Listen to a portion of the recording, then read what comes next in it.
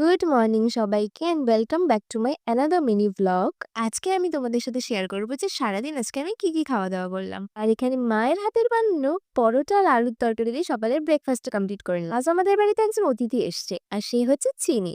তো ও রোববার করেই আসে মাঝে মধ্যে, তো আজকেও এসেছে আর সেই কারণেই ওকে মা বানিয়ে দিয়েছে এখানে ব্রেড অমলেটের টোস্ট, যেটাও খেতেও খুব ভালোবাসে। চিনি যেহেতু আজকে এসছে তাই ওর জন্য আমি এখানে রান্নাঘরে এসে গেছি চিকেন বিরিয়ানি বানাবো বলে। চিকেনটাকে এখানে আমি ভালো করে আগে প্রিপেয়ার করে নিচ্ছি আর তারপরে চলে গেছিলাম ওর সাথে একটু টাইম পাস করতে। মহারানী অ্যাজ ইউজুয়াল টিভির উপরে একদৃষ্টে তাকিয়ে আছে, ওর কোনো হুঁশই নেই যে আমি ওকে কতবার করে ডাকছি। ফাইনালি ওর হুঁশ এলো আর ও আমার দিকে এক ঝলকের জন্য তাকালো পর্যন্ত। তো এখানেও চান করবে বলে আমি ওর চুলটাকে জাস্ট একেবারে এলোমেলো করে দিয়েছিলাম। তো এইসব করতে করতে আমাদেরও লাঞ্চের টাইম হয়ে গেল আর এই দেখো এই বিরিয়ানিটা আমি বানিয়েছি। তো বিরিয়ানির আউটপুটটা তো বেশ ভালোই এসছে। তবে খেতে খুব একটা আহামরি কিছু হয়নি। কারণ তাড়াহুড়া চপ্পরে বানিয়েছিলাম তাই অতটাও টাইম পাইনি বানানোর জন্য।